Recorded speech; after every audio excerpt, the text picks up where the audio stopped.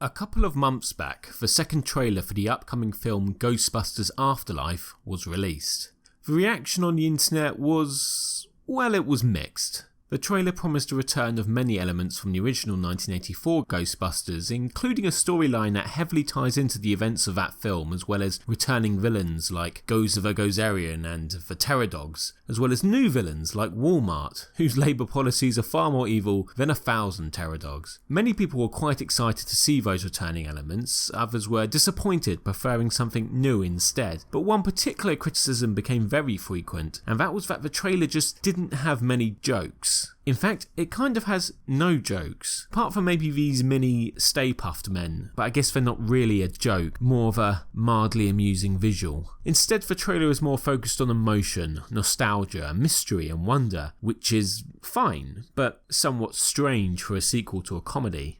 Despite the finite time I have on this earth, which I could spend on meaningful pursuits, I instead read a lot of the responses across Twitter, YouTube comments, forums, etc. I kind of saw two perspectives emerging, and I didn't feel like I agreed with either of them. Many who liked the trailer argued that the original 1984 Ghostbusters wasn't really a comedy itself, but more of a supernatural adventure horror with comedy trimmings. Many who didn't care for the trailer were like, no, that's nonsense. The 1984 film is definitely a comedy and nothing else. Among these comments I saw Ghostbusters frequently compared to Naked Gun and Airplane, and the idea that Ghostbusters contained any horror elements at all was treated with utter disdain. So I think both these positions are wrong.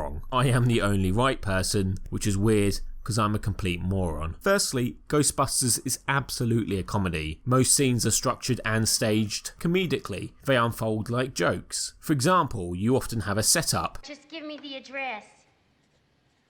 Yes, of course. Oh, they'll be totally discreet. And a punchline. Oh, yeah.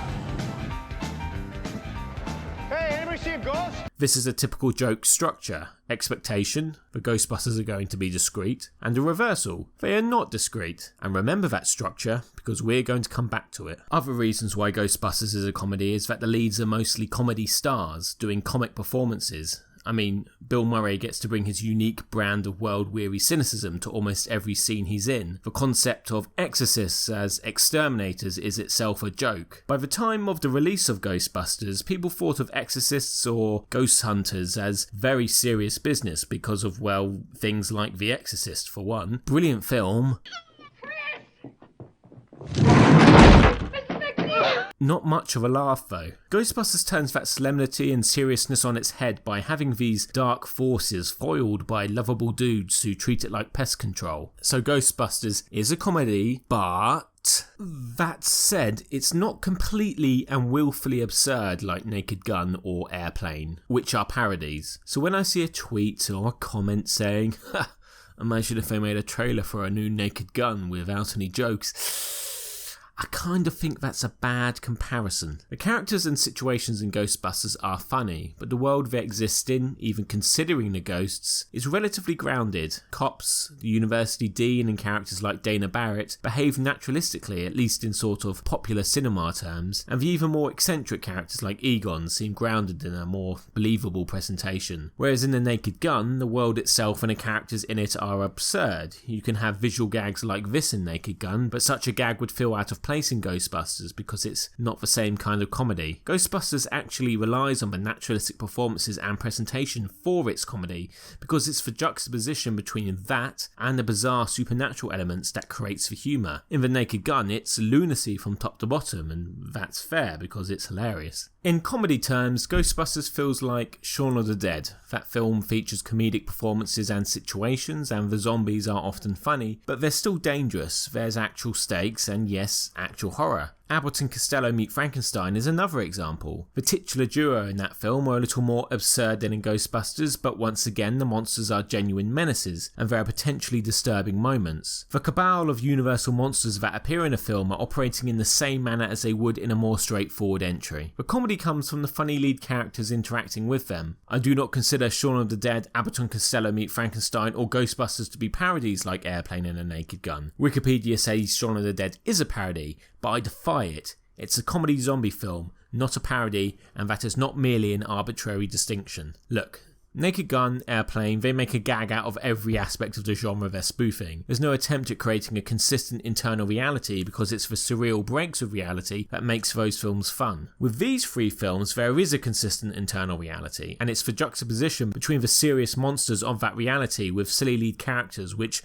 creates the humour. In Ghostbusters, Gozer isn't really treated as a joke. It's how the Ghostbusters interact with Gozer that makes it funny, with Stay Puft being the ultimate representation of that interaction. An evil dark god masquerading as a cuddly cartoon is only funny if the dark god is genuinely menacing. That's the juxtaposition. So don't get me wrong, I would call Ghostbusters a comedy with a capital C. Anyone who thinks it isn't is, in my opinion, mistaken. If I was pressed, I would call it a comedy with mild horror elements. But the idea that it has no horror elements at all is just as silly as saying it's not a comedy. Clearly it's playing with horror iconography. It's about ghosts and demons. Yes, most of the supernatural sequences are comically charged. The library ghost is a jump scare, but it's funny how the guys run away. And the library ghost design itself is exaggerated and cartoonish in a way that softens the impact and makes it more funny than frightening. Slimer is obviously hilarious as well as gross, as he's just enjoying his afterlife in the only way he knows how. Some of the Pterodog stuff is funny. There's a fun weirdness to a demon appearing inside a fridge, and Vince Clortho, that's the Pterodog that possesses Lewis, is quite clumsy. I love how when the Pterodogs transform from their human hosts, you can see Vince in the back slipping over on his pedestal like an idiot. But this isn't meant to be funny.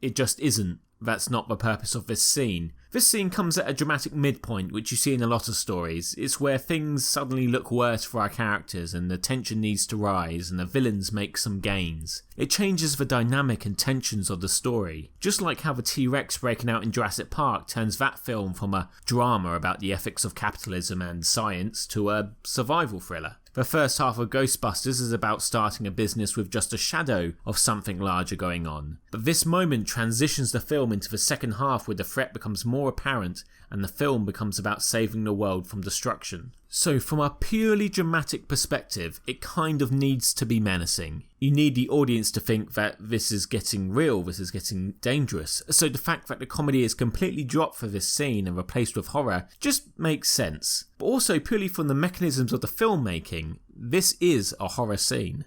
So you've all seen horror films, you know how they work.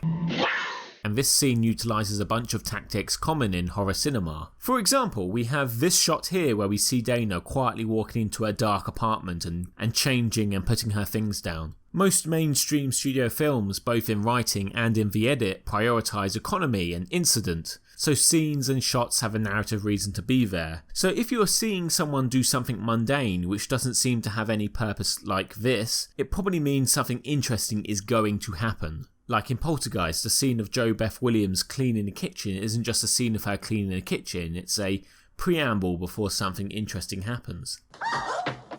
Scenes like this work on the audience's familiarity with convention.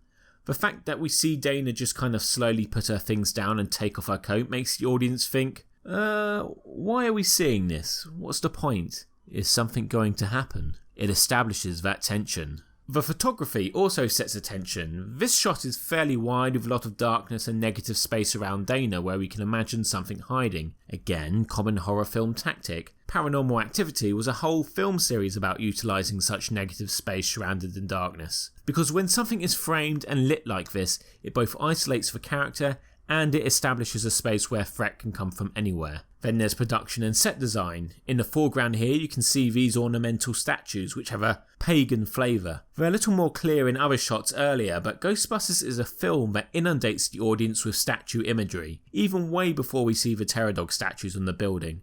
The very first shot of the film is of statues. The main title is laid over a statue. Throughout the film, they're everywhere. This film is beating over the head with the fact that there's a relationship between the supernatural and statues, so their presence in this room feels like a portent.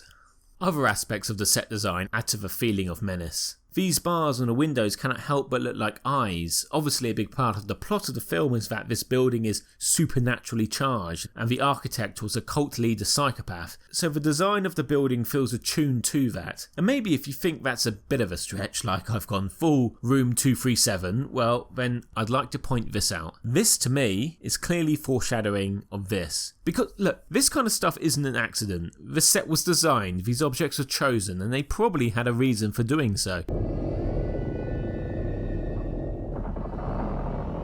Now, sound design. You can hear the faint thunderstorm outside.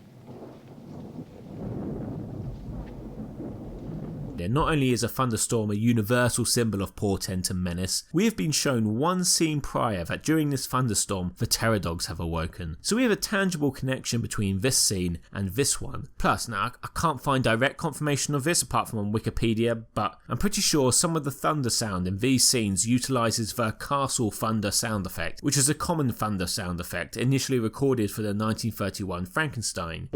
It's moving. It's alive. It's alive. So these sounds are a particular part of a sort of horror film lineage.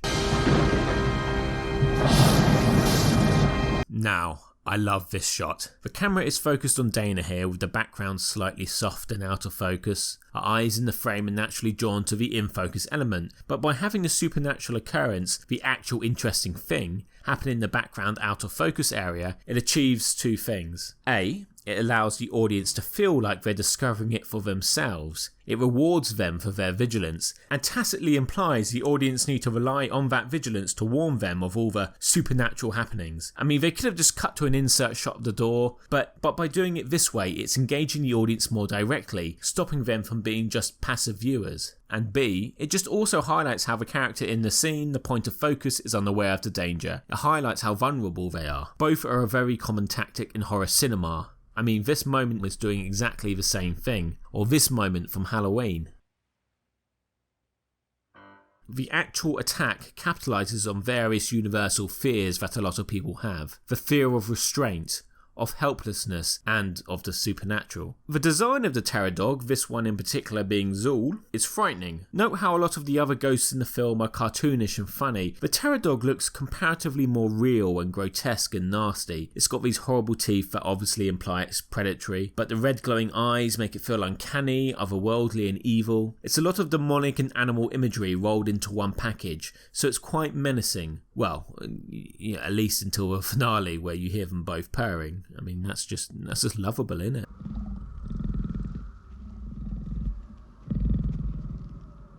Now, remember when I talked about the joke structure, the structure of expectation and reversal? Well, it turns out that scares are often structured in the same way. Case in point, when Dana realises that her kitchen door is pulsating with light, we are cued to expect the danger to come from that door, but instead initially, it comes from the chair. It's the same thing, expectation and reversal. Expectation is going to come from the door, reversal, it comes from the chair. The connection between jokes and scares is such a huge part of horror, especially when you add the fact that both horror and comedy deal with absurdity and surrealism. It's why horror comedies are always popular. It's why ghost trains and haunted attractions are fun. No one is genuinely disturbed by those, they go in them to laugh and have a good time. It's why if you're on a flight with turbulence, some people start nervously laughing. It's why it's fun to scare each other.